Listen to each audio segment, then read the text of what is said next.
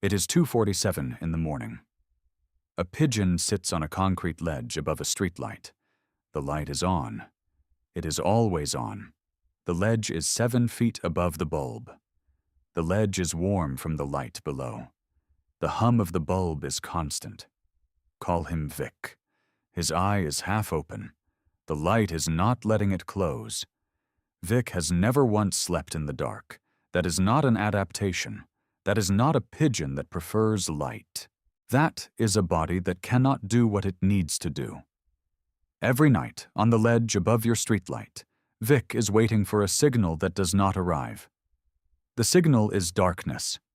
Without it, a specific process in his brain does not start. Without that process, Vic does not fully sleep. When was the last time you slept an entire night with a bright light directly above you? What did your body feel like the next morning?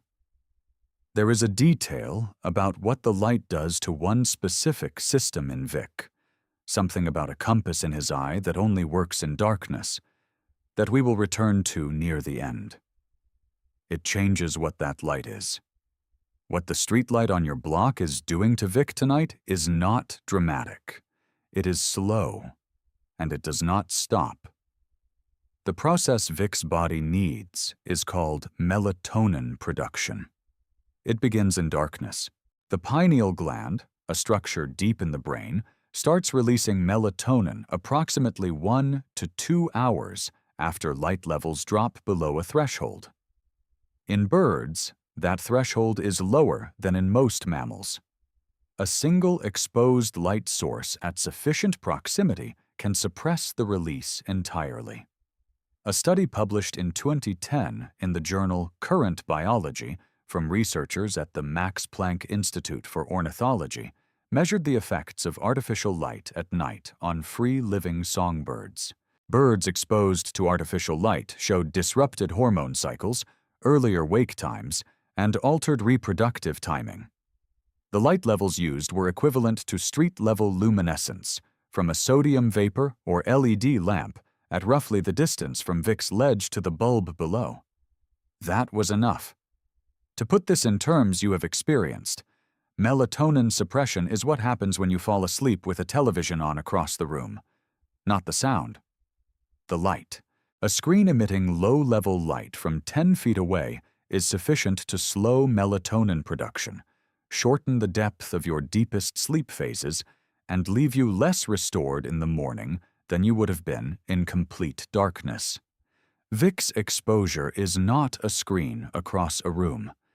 It is a bulb 7 feet directly below him, every night, with no off switch and no morning where he turns it on himself. The streetlight on your block has an off switch somewhere. Most cities program them to run until dawn. Some run continuously through the morning. The pigeon on the ledge above it does not get to decide when it stops. He gets every lumen, every hour, and that is only what the light does to sleep. Stand at the height of Vic's ledge, 7 feet above the bulb. 2:47 in the morning. The city at this hour is not dark. The sky above is a dull amber, the accumulated reflection of thousands of light sources, diffused into the cloud layer and scattered back down. There is no moment when the light fully leaves. There is no horizon to the darkness. Vic's retina is built for low-light conditions, high density of rod cells, accurate in dim settings, built for a night that actually goes dark. What it is not built for is a direct source 7 feet below the roost, full output, all night. But the structure that matters most is not in Vic's eye at all. Birds have photoreceptors embedded in brain tissue, light-sensing cells located inside the skull, accessible through the thin bone above the eye socket. These are not part of the visual system. They do not form images. Their one function is to detect the presence or absence of light and set the body's internal clock accordingly. They respond to light that penetrates the skull. Vic could close both eyes completely. His nictitating membrane, the translucent third eyelid, could seal across the cornea. It would not matter.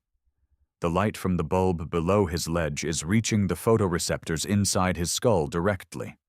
His brain is receiving a signal that says, "It is still day." His melatonin production is suppressed. His internal clock has not moved since dusk. The warmth from the bulb rises to the ledge. The hum continues. The eye stays half open. Vic's body does not know what time it is. And then there is what the light is doing to the instrument he uses to navigate. There is a second system the light is running interference on. Oxford University studies confirm that pigeons navigate using the Earth's magnetic field as a primary tool, cross-referencing it with visual landmarks and infrasound at all times. The magnetic compass runs continuously. It runs at 2:47 in the morning, while Vic sits on the ledge, while the eye is half open, while the bulb hums 7 feet below. This compass does not use magnetite alone. It also operates through light-dependent chemical reactions in the eye, mediated by proteins called cryptochromes. When light strikes these proteins, it initiates a reaction involving the spin states of electron pairs. The direction of the Earth's magnetic field biases the outcome of that reaction. The bird reads the field through the light. This mechanism requires specific light conditions to function correctly. Research on the light-dependent magnetic compass in birds has established that the system is sensitive to the wavelength and intensity of ambient light, and that atypical light conditions, including artificial light sources, degrade the reliability of the readings. The compass did not evolve for a world where the light does not turn off. LED streetlights emit a spectrum rich in short wavelength blue light. Blue light is the wavelength most efficiently absorbed by cryptochrome proteins. The streetlight below Vic's ledge is, in terms of its effect on his navigation system, the worst spectral profile available. It runs through the night. Consider what this means at dawn. At first light, Vic will leave the ledge and fly to his foraging territory, the route memorized and cross-referenced against visual landmarks and the magnetic field. The route works because the navigation system that built it was operating correctly. After a night under the light, those conditions were not met. The compass was running under interference. Vic will fly the route anyway, by memory, by visual habit, by the accumulated pattern of hundreds of mornings. He will arrive. He does not know anything was wrong. The streetlight above your building is not just keeping him from sleeping. It is quietly taking apart the instrument he uses to find home. Vic is not the only one under that light. More than 80% of the global population lives under skies so bright that the Milky Way is no longer visible. In major cities, the sky never drops below the brightness equivalent of a half moon, even at the deepest point of the night. A pigeon born in the city you live in has never experienced true astronomical darkness. Not once. The shift from sodium vapor to LED street lighting, which most cities completed between 2010 and 2020, made this significantly worse. High-pressure sodium lamps, the orange-yellow fixtures they replaced, emit a spectrum that is less efficient at suppressing melatonin and less disruptive to light-dependent navigation systems. LEDs are cooler, whiter, and bluer. The energy efficiency gains were real. The biological cost to urban wildlife was real. Cities got brighter. The birds got less dark. The ledge above your streetlight has almost certainly been used as a roost for longer than the light has been there. Pigeons occupied that cornice, that overhang, that building edge before the city installed the lamp below it. The ledge was viable in darkness. The light arrived afterward. Vic arrived after the light. He inherited a roost his predecessors used under conditions that no longer exist on that ledge. The site has not moved. The conditions have. On your block, right now, at this hour, there is a pigeon on a ledge above a light source. The hum is constant. The ledge is warm. The eye is half open.